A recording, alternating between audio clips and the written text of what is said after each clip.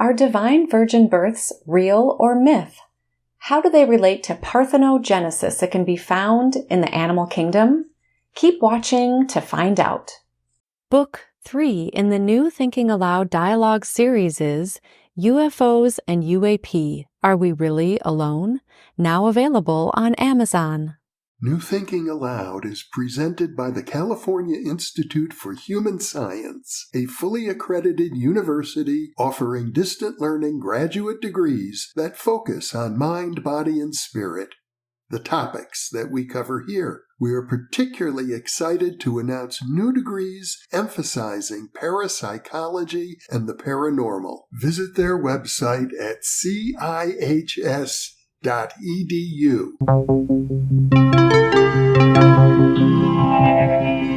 Thinking Aloud. Conversations on the leading edge of knowledge and discovery with psychologist Jeffrey Mishlove.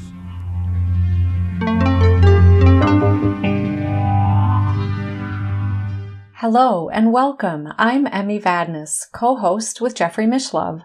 Our topic today is divine virgin births with my guest, Marguerite Mary Rigoglioso, who holds a doctorate in humanities and a master's degree in philosophy and religion.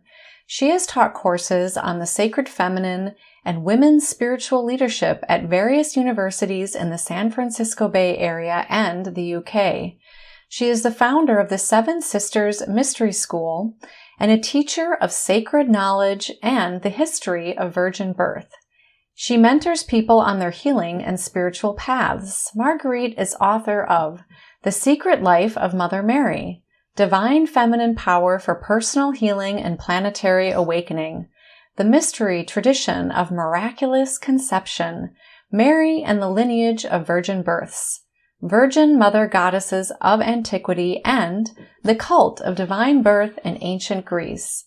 If you enjoy this program, please like, subscribe, press the bell icon, and share. Marguerite is joining us from Western Massachusetts. Now I'll switch over to the internet video. Welcome, Marguerite. It is a great pleasure to have you back with me on New Thinking Aloud today. Thank you so much, Emmy. It's great to be here again. In our last conversation, we talked about divine feminine power, and today we're going to go more deeply into that and your fabulous research going deep into the Gospels, some of the Gospels that didn't make it into the Bible, specifically the Gospel of Mary, which we'll be talking a lot about here today, and more specifically about divine virgin births. Now, throughout the creatures on our planet, there is something called Parthenogenesis that apparently does happen with invertebrates such as bees and so forth. How did you become interested in studying this? And how did you discover that, according to you, the Immaculate Conception is very real? Back a few decades ago, I had been studying about the goddesses Demeter and Persephone in Greece and really deep diving into their mystery of mother-daughter harmony, mother-daughter healing, mother-daughter separation. And I was reading a book called Mothers, essentially, Meteres, in Italian, by Anna Maria Corradini. And the way she was describing the conception of Persephone by Demeter, I understood she was talking about this divine conception mystery. And there was just something about the way that she was putting it. My channel opened up and I just received the downpour. Oh my gosh, virgin birth is a real thing, not just on the astral plane for goddesses, but for priestesses. So going from that hypothesis, I then dove into what was going to be my dissertation project, which was going to be just a cataloging of anything that had been said about priestesses in ancient Greece. But as I was going through that and I had this hypothesis in the back of my mind, I started seeing all this evidence for divine conception, largely in either the goddess stories or the mythological stories, which really are history, a version of history. as well as the legendary stories, which are a version of history as well. So much evidence to show that women of all ages, from maidenhood to, menopause, were conceiving in divine fashion as part of a grand priestesshood that was going on, certainly in ancient Greece, even on into ancient Rome, prior to all that in ancient Sumer, down in ancient Egypt, and really worldwide. I started finding evidence in the research for these stories and underpinning essentially most of the major religions, which we can talk about. So I realized, this is a whole conception technology that has been going on, that has been available to very high level holy women who were able to either maintain and pass along the codes or retrieve them, kind of from the esoteric Akashic material. And the purpose of this was to bring forth a high holy being, to bring forth an avatar. This was a special technology, and we can talk about instances of how that resulted. Of course, the most famous and obvious being Jesus. In reading your book, The Mystery Tradition of Miraculous Conception, you describe this as being a form of what is known in the yogic tradition as siddhis, which we talk a lot about here on New Thinking Aloud as these abilities that one can develop when they are on a path or are disciplined in developing their divine self. So, for example, abilities such as psychic functioning, clairvoyance, telepathy, maybe even shared dreaming. And so it sounds like you found parallels with the siddhis, siddhis. Yes, absolutely. So, the siddhis can go into even more seemingly counter-biological events and capabilities, like being able to walk on water. That's mastery of the water element. And Jesus exhibited that. Being able to walk through walls, being able to not cast shadows, being able to influence others' thoughts and minds, being able to change your metabolism up, turn your hair from gray to dark. Marguerite is working on that one. She hasn't quite yet perfected. No, gray to dark, different things like that. So the ultimate siddhic ability, the seemingly counterintuitive ability or counter-biological ability, would be conception without male sperm. And that's something that would only be open to a woman, because only she has the vessel, the uterus, the womb, to be able to bring the child to term. So yes, it is very much an example of a siddhic practice, not one that you will see in literature about the siddhis, though, because that literature is mostly focused on male experiences, and it's mostly written by male observers or commentators. And so the whole female train of existence and reality has gone missing, as we know, for thousands of years. And so now is the time of the great turning, where we are turning back to the feminine. We are reawakening to her, and as divine essence, as master, and as human. And so we are reawakening our consciousness and awareness to all of these capacities. Of course, men do play a role, and this process isn't necessarily to omit men or male energy necessarily, right? Correct. And that was a big thing, Emmy, that came to me when I was doing this research.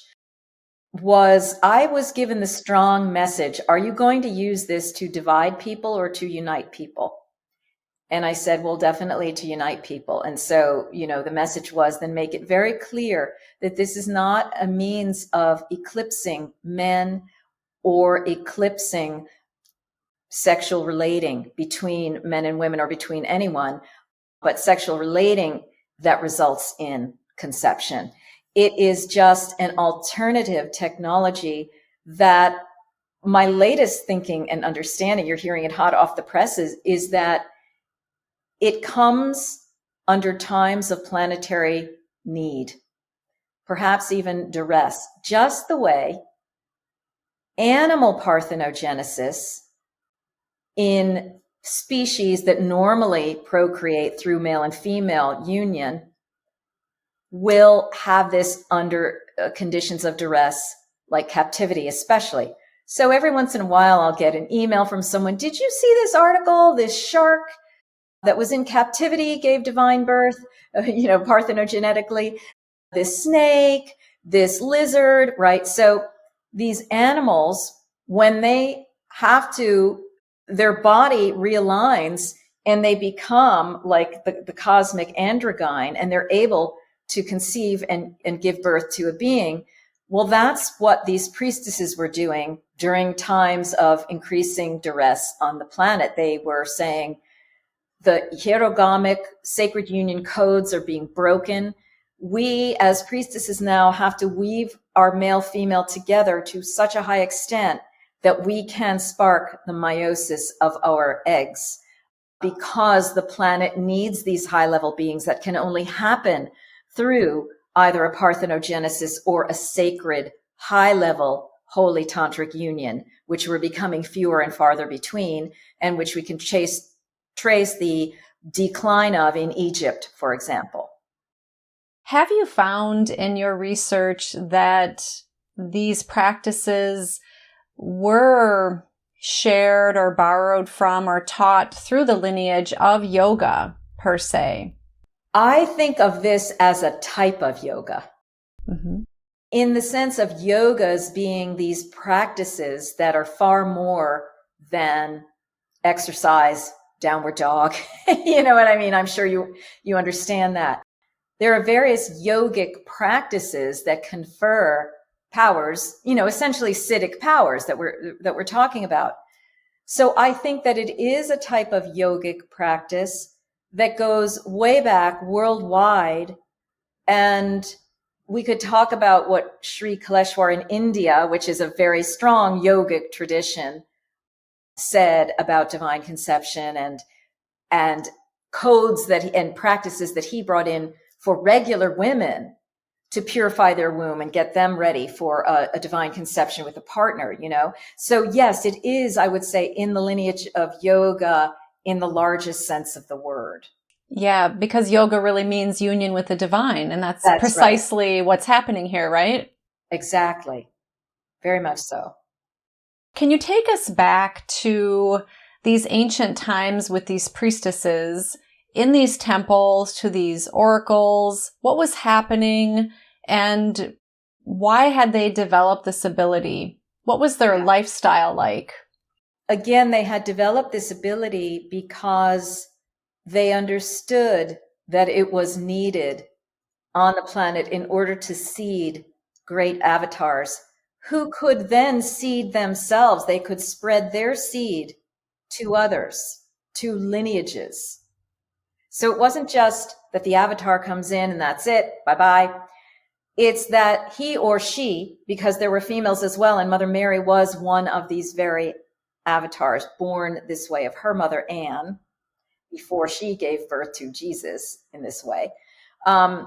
So they knew that they were doing, a divine star birthing of these beings in order to spread the literal DNA of these vibrational beings onto the planet, and that it had to be done periodically. It was very much connected with the star realms. It was not just a human level activity. It was connected with the divine masters, the angelic forces, what we would call the star beings. Okay. And this was part and parcel of the ancient priestesshoods, the ancient priesthoods as well, where they knew they were connected with star consciousness and intelligence. There was a regular communication going through with the oracles, back and forth. The oracles would obtain the information, spread it to the people, in these eras when people had lost their natural ability to be oracles themselves, right? So it got sequestered into the sacred orders. But there were many priestesshoods where this was happening. again, ancient Egypt, where it's documented that divine conception was happening to create the pharaohs. But I find evidence of it happening in the Oracle of Delphi. Many, many stories. I write about this in my book, The Cult of Divine Birth in Ancient Greece, if people want the sources.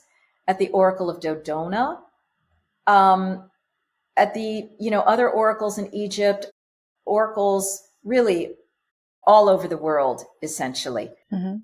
These women would be living specialized lives. They would have specialized diets. They would largely, when they were doing parthenogenesis, they would be celibate Mm-hmm. because they needed to contain their energy within themselves, and they could not influence what they were bringing forth by another lineage, another genetic lineage. It had to be the high-level woman herself and her connection with divine source or star essences or things like that. She could not take in any energetics or any karma from the male line. Now, that was in the case of strong parthenogenesis, but there were other priestesshoods that were dedicated to hierogamic or sacred marriage tantric unions. All right. And so it was kind of a bit of a mix as to what was going on, and they were flourishing at the same time, but there was a degeneration of both of them as the veils became thicker on the earth, as we continued to descend into the Kali Yuga. You suggest in your book that the Nephilim also were created in this manner. Yes. This is a perfect example of how this literal intercourse is with star level beings, off-planet beings. What happens in the case of the Watchers, which you hear about essentially in the Hebrew Bible, as well as in these other Judaic Apocrypha, Gnostic Gospels and so forth, that these extra-dimensional beings were involved in the creation of the human race, or some of them were visitors to Earth, or they were observing from their places in the inner dimensions, and they started observing the human women. And these particular Watchers were kind of fallen angelics. They decided to violate cosmic law, which is that you're not supposed to have adultery. You're not supposed to interspecies mate. You have to mate within your own species. So they were an external species, but they decided to dispense with that injunction. And they came in, and there's a whole discussion. I have numbers of discussions of how the Watchers would impregnate the human women. Because these beings were large, from the little embryos that would start in the woman's womb, the baby would be born, and then they would grow to be these gigantic humans. They were called Nephilim. And they caused problems on the planet. So they were hybrid, fallen angelic and human. And some of our, so-called heroes of the ancient world are probably pegged as these Nephilim, but they just started wreaking havoc, creating warfare, destroying the sacred orders of women, et cetera, et cetera, et cetera. And this is documented in numbers of extra canonical gospels. Okay. It does bring up that question there of, shall we say, non-human intelligences, which is a really hot topic these days, with more awareness and seemingly validation of UFOs, UAP. Yeah. That, well, first of all, where is the line of these non-human intelligences versus sort of the spiritual or godlike beings? I'm curious what you would have to say about that. Some might say it's all a continuum. And also, how much are these women really conceiving within themselves, or are they actually having helpers from other dimensions, and that they're not really procreating on their own necessarily? That's right. I think it's a mix of technologies of conception, okay? The highest level is pure parthenogenesis on the part of the woman. That's what Mother Mary was able to do. She was able to become one with the divine androgyne and conceive that way, self-conceive. There are other measures of females conceiving through astral beings. In the case of the Watchers, where it started out essentially as rapes, but then, we have other stories in the Greek tradition, the rapes of the maidens. That was an example of forced breeding programs onto human women. But then some of those women started getting in line with it and cultivating it. So they would procreate with astral beings by choice. So you would have pure parthenogenesis. The woman can do it by herself. You would have astral intercourse, the woman with a disembodied being. And then you would have tantric hierogamic, ideally it's with two fully formed androgynes coming together, creating with source. But what would happen in Egypt was it was all degenerating. So the male was actually just getting aside. His soul was going aside, and he would let the soul of like Amun-Ra come into him and impregnate the woman. But there was a physical sex act between this priest and this woman. All right. And then there was a technology Isis used with the phallus. This was Mother Mary's lifetime. Just prior to her being Mother Mary, she was Isis. According to Rudolf Steiner, and this makes total sense to me, she was perfecting her divine conception abilities and her divine resurrection abilities as Isis. And then when she stepped in as Mary, she had it down. But with the Isis life, she was using the artificial phallus as a part of the technology to conceive through the spirit of Osiris, who was on the other side of the veil, right? So this was a wanted, planned kind of conception, and then Horus resulted from that. So there were, various kinds of technologies that were going on. And in terms of the beings, like, again, they're a mixed bag. There are fallen angelics who are just really don't have humanity's best interest at heart, or anything's best interest at heart except their own. And then there are, high level angelics who are full of love, light, and wisdom, healing energies that want the best for humanity and everyone else in the universe. And this is the fight that's been going on in the inner planes, right? And you have beings at every level of the hierarchy, different types of capabilities and so forth, until, you get to the very high level pleroma, which is what Mother Mary merged with at the end of her life. She had her full ascension. I'd love to hear more about Mother Mary. Before we do that, can you define what an androgyne is? Yes, an androgyne is like a hermaphrodite. If you break down the word, andro comes from andros, male, gyne comes from gune, female. It's a male-female being.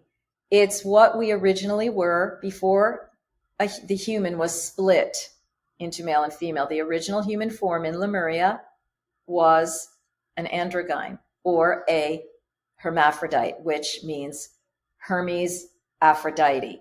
The god Hermes, the goddess Aphrodite, a male-female together in one being. That was our original template.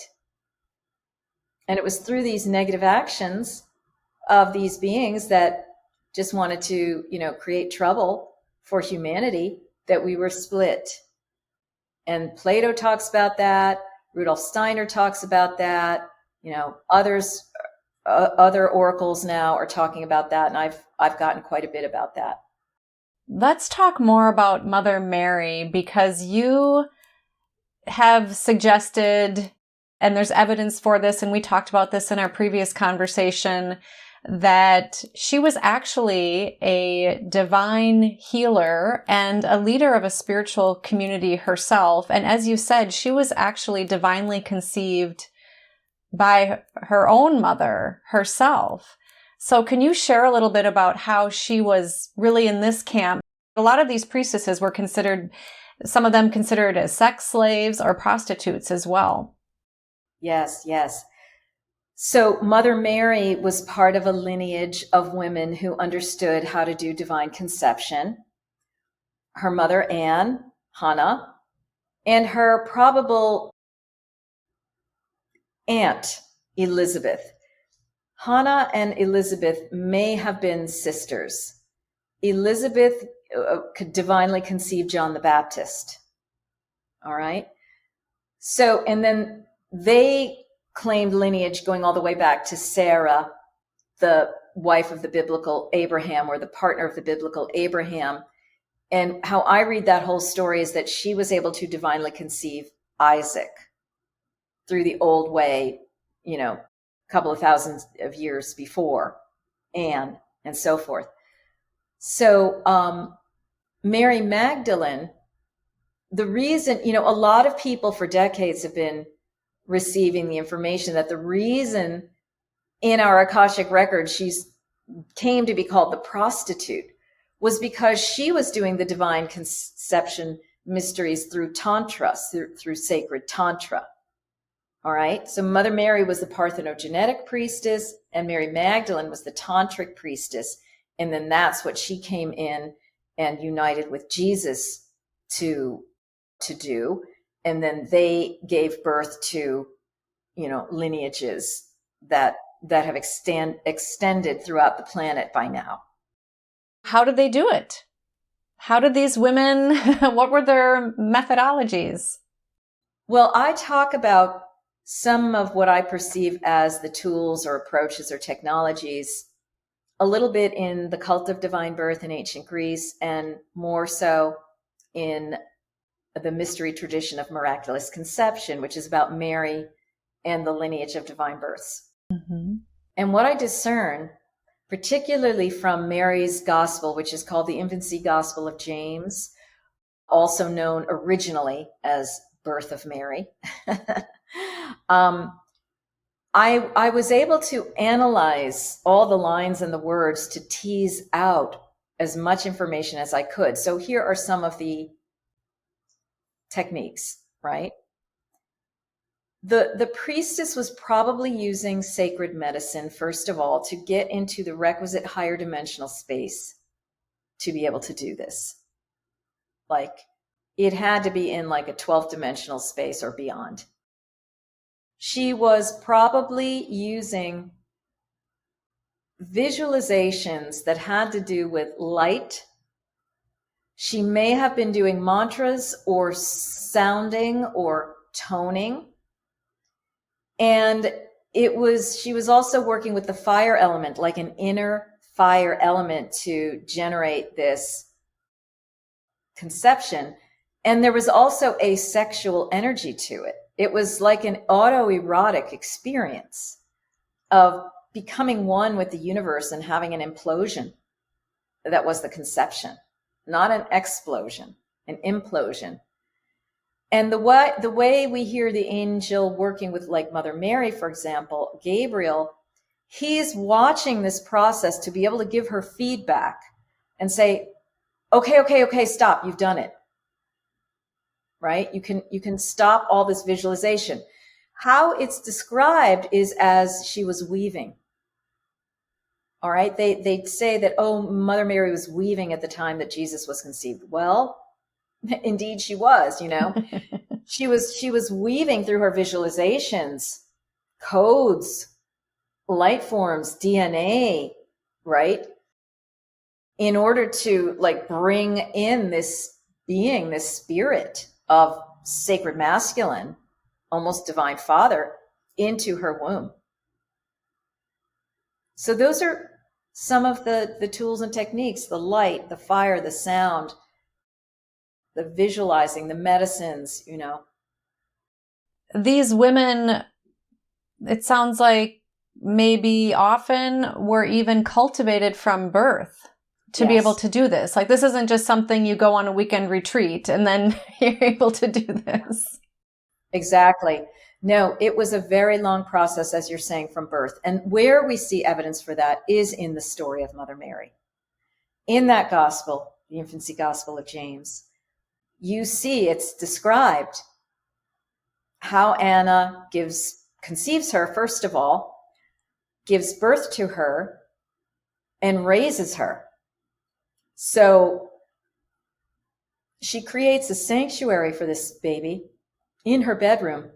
The child is never to have her feet touch the ground after she first walks at a very early age, like 6 months or earlier.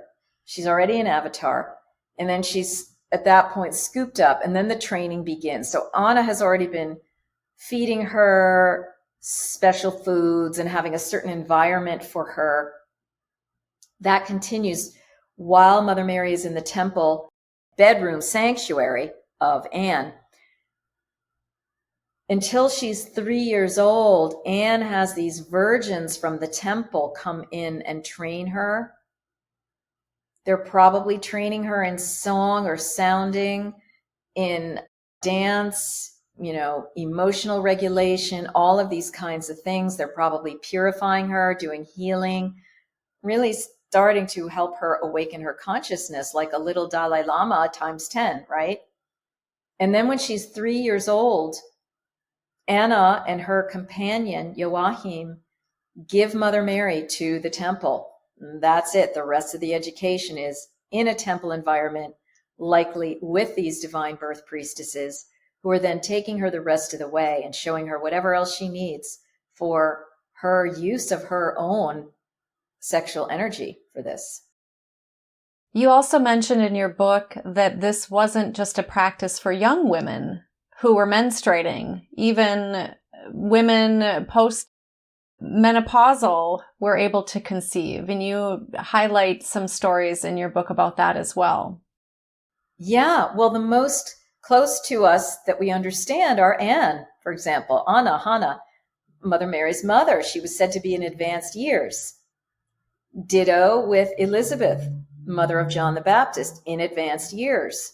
Ditto Sarah, the mother of Isaac, in advanced years. One would almost say past childbearing years, right?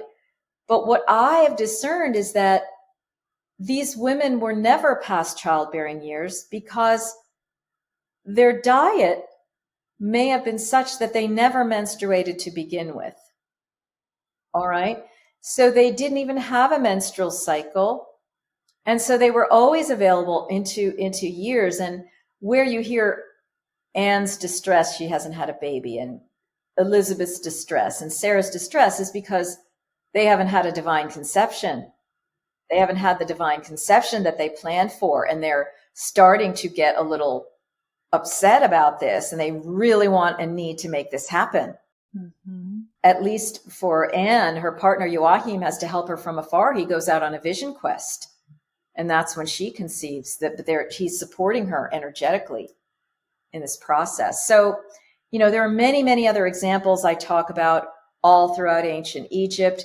In our historical period, the mothers of Plato, Pythagoras, and Alexander, the so-called Great, were said to have divinely conceived their children through sexual union, in the case of Plato and Pythagoras, with Apollo.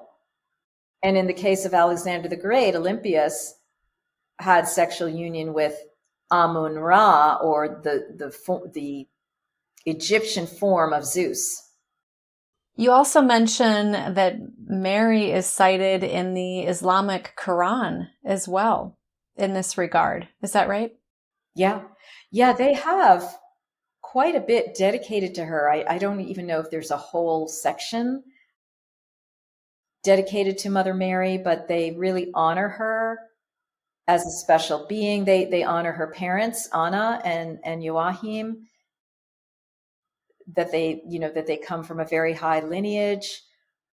So this story is alive and well in Islam. The story of Jesus, the story of Mother Mary, the story of her parents. Well, it's certainly a powerful story and is celebrated every Christmas. What do you say to people who might be listening to this, or other people you've come across who say, oh, this is just a myth? this just sounds too far-fetched to be true? I would say then this is not their medicine. This is not your medicine. If you feel intrinsically like this information is opening doors for you or giving you an aha moment or explaining things you've thought, seen, experienced, then it's your medicine. And if you are closed to it, then it's not for you. And focus on, what is your medicine? What is your healing? What is meaningful to you? And that way we don't have to argue about which version of reality trumps the other. Because this version of reality that is, developing out is very, very helpful to many people. And that's my intention, is for it to be a world vision that is one of healing and one of the reconstruction of our humanity. Well, I can certainly speak for myself on that I was raised for a good part of my younger years going to Catholic Mass, and so much was talked about Jesus and the male gospels, and Mother Mary was just sort of like, she was in there, but not much was said about her. Of course, I knew about the virgin birth and just thought it was a nice metaphor. So I do think that whether or not people believe it to be true or not, I do think that there's an element in a lot of people's consciousnesses, myself included, being a woman or one who identifies as feminine or female, even men, they have feminine nature, that this is a real missing link, I think, in society. And I would imagine this is a big reason why you are sharing so much of this as well, perhaps? Yeah. I mean, certainly what I'm offering provides the intellectual thinking person's rationale or explanation of what we've been brought up to believe through blind and dumb faith. Mm-hmm. This fills in the nuts and bolts of it, and like, that's either going to resonate with you or it isn't going to resonate with you.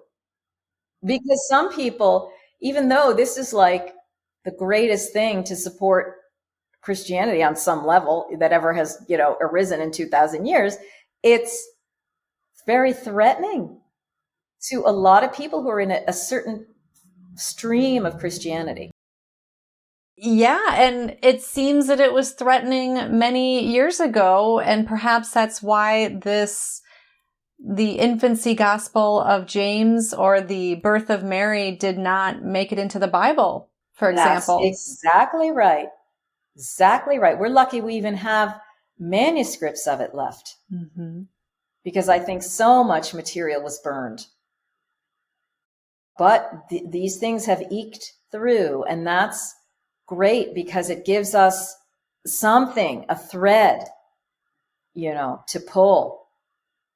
And that's why I do like working off of these ancient texts, especially when they are outside of the canon. They are the ones that were discarded or disparaged, dismissed. That's, to me, where a lot of the real information is. Yeah.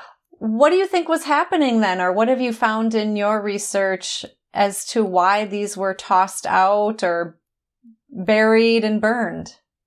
There were those councils where the patriarchs of the Christian tradition decided. The Council of Nicaea, there were other councils. They were deciding yay or nay. And they would have all sorts of rationales. By that time, a real dogma had developed around what was true and what wasn't true regarding Christianity, Jesus, this and that. And so they were measuring these documents against that. How much in alignment was it with this created dogma? And if it didn't line up, and that dogma was usually about patriarchal values and control of the masses, if it didn't line up with that, it was empowering to women, in any way, or it was empowering to just people's general awakening, no, pushed aside. This is bad, heretical material.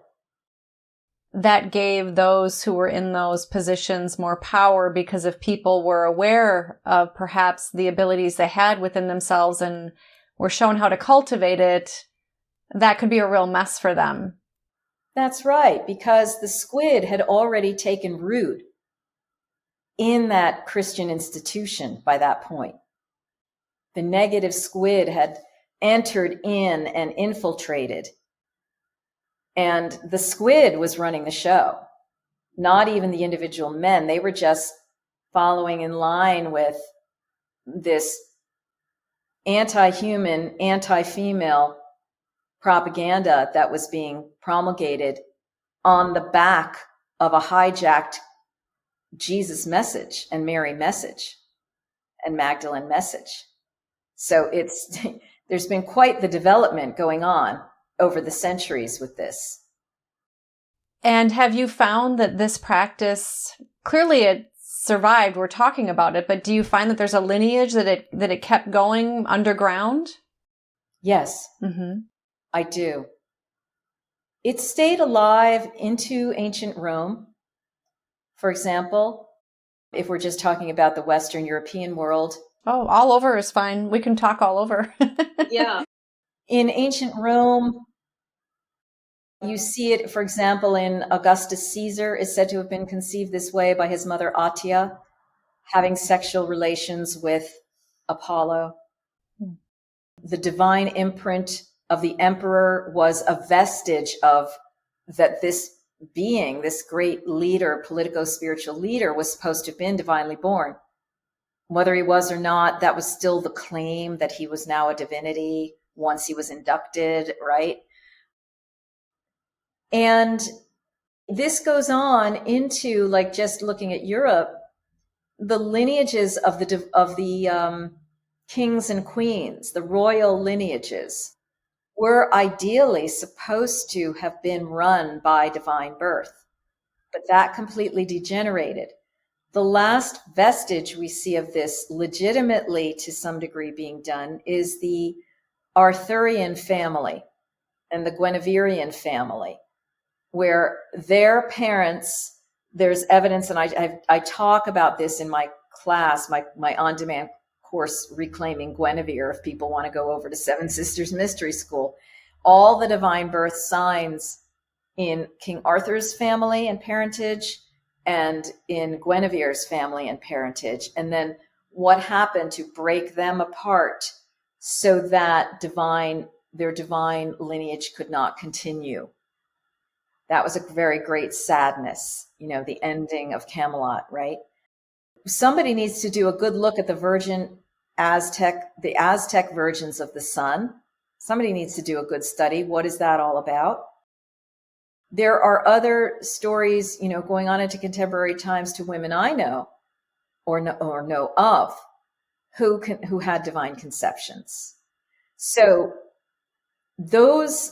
some of those are more, they weren't planning it. They didn't plan these things. One that I know of did, but the others didn't. And whether there is an unbroken lineage that went fully underground, I do not know.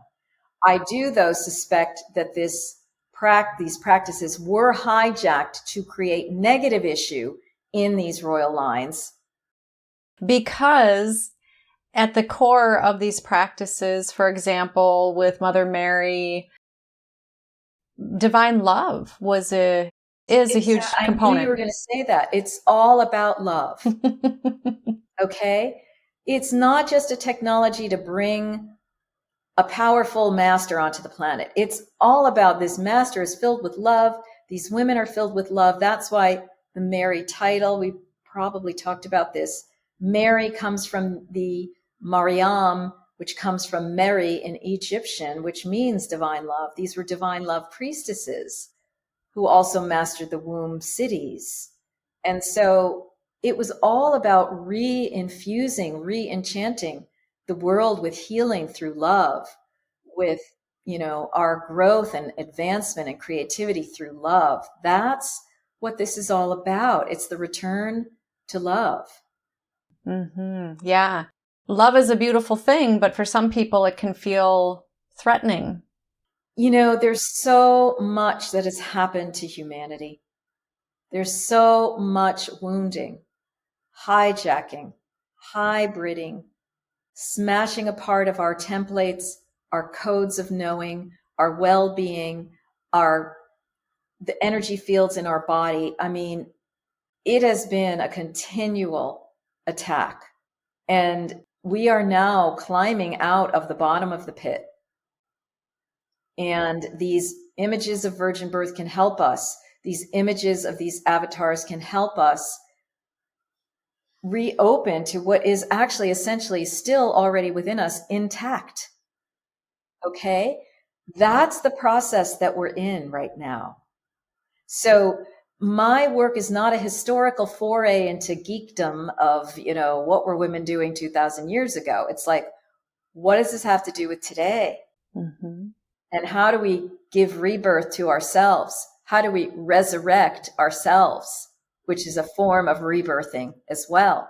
That's a whole other topic, So this is about the restoration of humanity, of our well-being, of our connection with divine source, and of our what we'll call Eden or Lemuria, and the re-entry of us into what we're calling the new earth.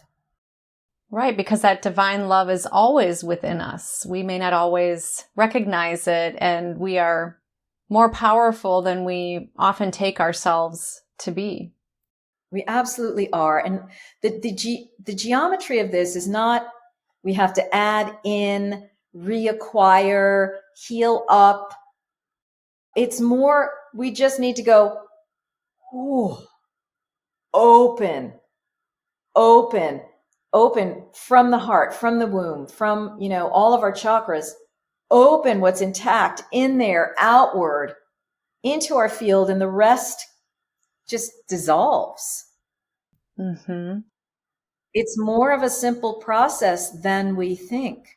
And a lot of it has to do with how much love we're willing and capable of receiving. Mm-hmm. Yeah.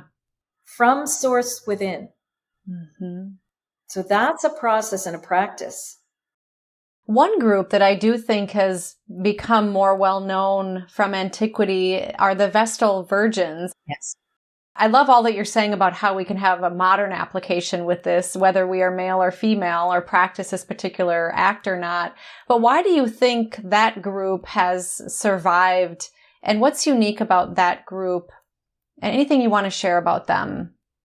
They were a vestige in Roman times, ancient Rome, of the divine birth priestesshoods, but much hijacked, much disempowered. Like Mother Mary, in their instance, the girls were given to the temple at age 6 and were trained for like 30 years. The first 10 was learning the practices. The second 10 was doing the practices. The third 10 was passing the practices on to the other girls. So by the time they were in their 30s, they were able to leave the priestesshood. But at that time, it was taboo to marry a Vestal virgin. So, so much for that.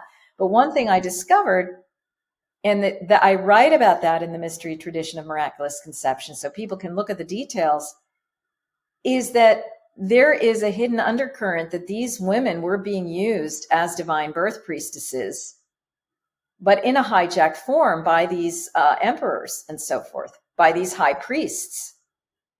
Do you think it started out that way? Or did it start out as pure? Or do you think that that's how it was created initially? I think that's how it was created. I think by that time, Rome, the ancient ways were really very much corrupted.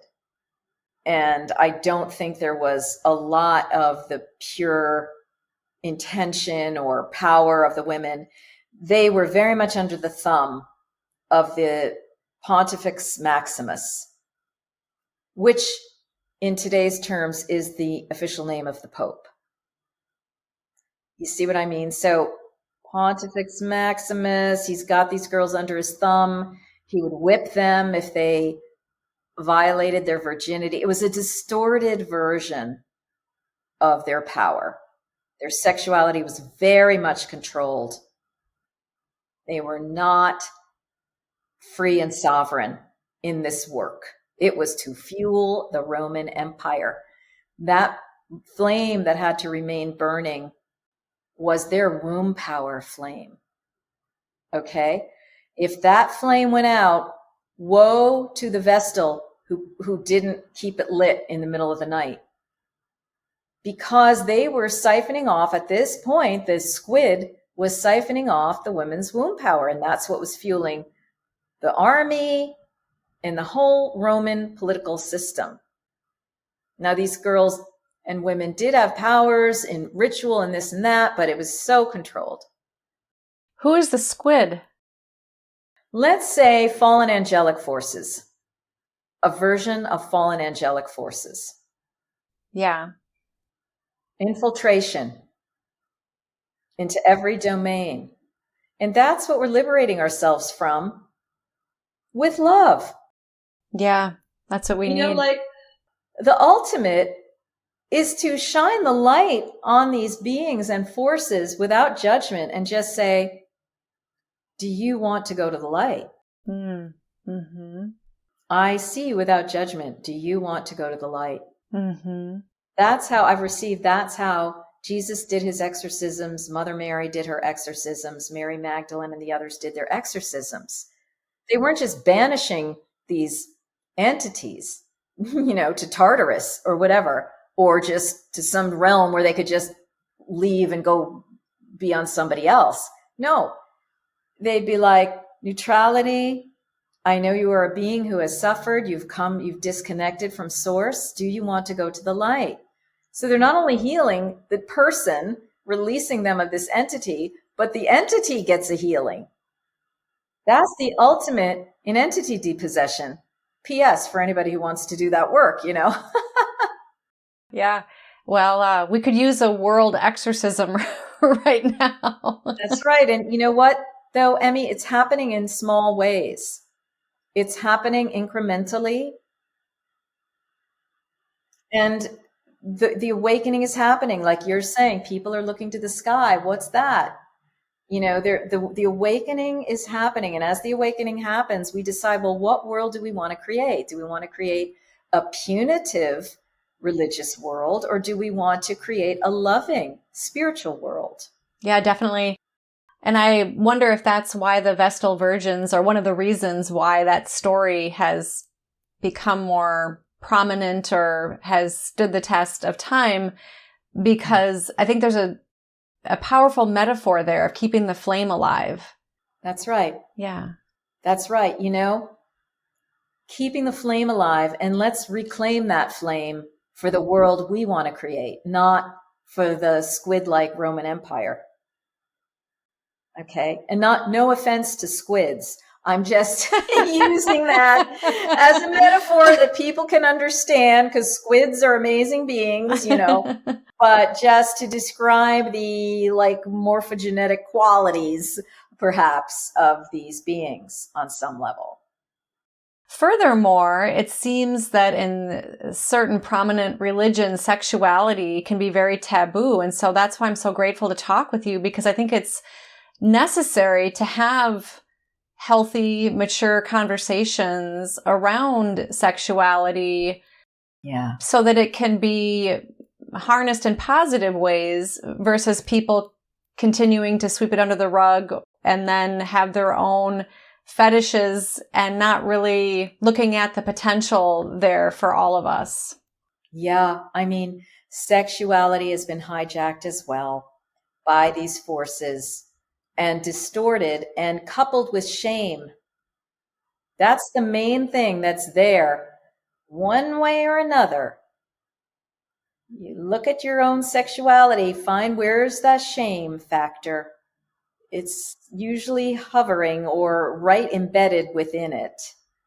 And so how to use just even being embarrassed that you're in a human body, animal body that has orgasmic pleasure capacities. There's a shame that's been placed upon us with that. And so we are untying ourselves from the shame with all this and redirecting, so that we can receive pleasure and so that we can generate the sexual energy to send it out for positive intentions, right? There's a whole technology around that. Yeah, there's a lot of thoughts and emotions connected to it's a very powerful force, right? Sexuality is That's right. next to love or with love is maybe That's one of the right. most powerful forces. It is. And, if we have fetishes connected to our sexuality, and everyone knows what they are, I don't have to list them out. You intrinsically know, do you have fetishistic sexuality or don't you? Why is that? Where did the shame come in? Where did your unworthiness get so wound in with your sexuality? Where did,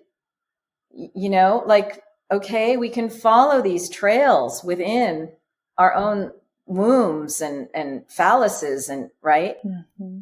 And that's part of the healing that we're doing. And it's not about whitewashing, right. It's about getting to the essence of what sexual energy and pleasure is all about. Because I really do feel that the orgasm was critical in the parthenogenetic conception. So that woman could not have any shame about that. Yeah, it's the ultimate form of masturbation, perhaps. That's right. It's cosmic. Yeah. It's a cosmic implosion. You become one with the sexual being of the universe herself. And that's the technology, if you want it down to, its essence. Right. And I think the French say, what is it? Le petit mort? Yeah, the little death. The little death, because, well, some would say it's losing energy, but I think it's actually that you lose yourself and that you merge. That's right. With the oneness. That's right. And you could call it death or you could call it rebirth, the little rebirth. Oh, I like that. Yeah, because then you're bathed in the pleasure energies while it's happening. You are refilling your well, not expelling yourself. Oh, Marguerite, well, thank you so much for all that you've shared here today. I'm just wondering if you have any final thoughts today about knowing that we could talk more about this, and you have a wonderful, very fabulous book that I hope people get a chance to read. Anything else you want to say today about divine virgin births?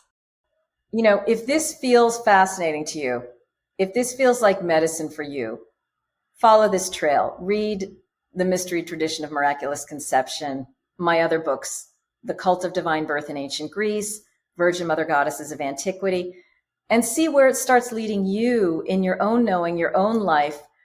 Does it validate anything that's happened for you? Does it connect dots? Does it show you a way in, out, over, above? Just get real curious and see, how does this apply to your own life, and how does this apply to our world? That's the journey that we're all on together. This is going to be a co-creative action, on into the future. Because for some it may be divine conception, and for many of us there are other messages in there, and maybe it's also helping us reconnect with our own divine love and sense of pleasure. People might want to take a look also at my book, The Secret Life of Mother Mary, because in there is a chapter that's very relevant to women's and men's lives today, which has to do with Mother Mary's womb power and partly how she acquired it through what is known as the Holy Womb Chakra teachings that have been made available by the late Hindu saint Sri Kaleshwar.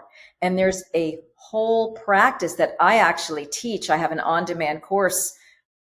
I learned it of tools and techniques for working with your womb power and then conceiving what Kaleshwar calls a divine child with your male partner now. And so that is a whole trail that you can follow as well, because this is not just about parthenogenesis. This is about, and whether women can recreate this practice. It's about women working in sacred marriage fashion with a male partner and males working with the woman to use these tools to conceive a higher vibrational being now onto the planet. This would be a very great gift that all parents, conscious parents, could give to the planet. Higher vibrational children now that are avatar-like, have more of the qualities that we need on the planet to support us. And a lot of these children are coming in anyway. A lot of the starseed children, very advanced powers, right? We're seeing this all over. So this is a multifaceted, multi-angled exploration that we can all engage in. I imagine you help people with positive intentions or creations they want in their lives, whether it's related to a divine child or not, as well. That's right. That's right. Yeah. I mean, the Holy Womb powers, this process of clearing your womb and empowering it, has to do not just with bringing in divine children, but whatever you want to manifest. And there's a very fascinating and exciting journey that a person could get on. And people of both sexes can use this practice, okay, to develop siddhic powers. All right, there is an entree here through one of the tools to develop siddhic powers, and that can be developed through some of those other teachings that Kaleshwar brought through. Beautiful. Marguerite Mary Rigoglioso, it is such a joy to talk with you again. Thank you so much for being with me today. You're welcome. Thank you so much, Emmy. And for those of you watching or listening, thank you for being with us, because you are the reason that we are here.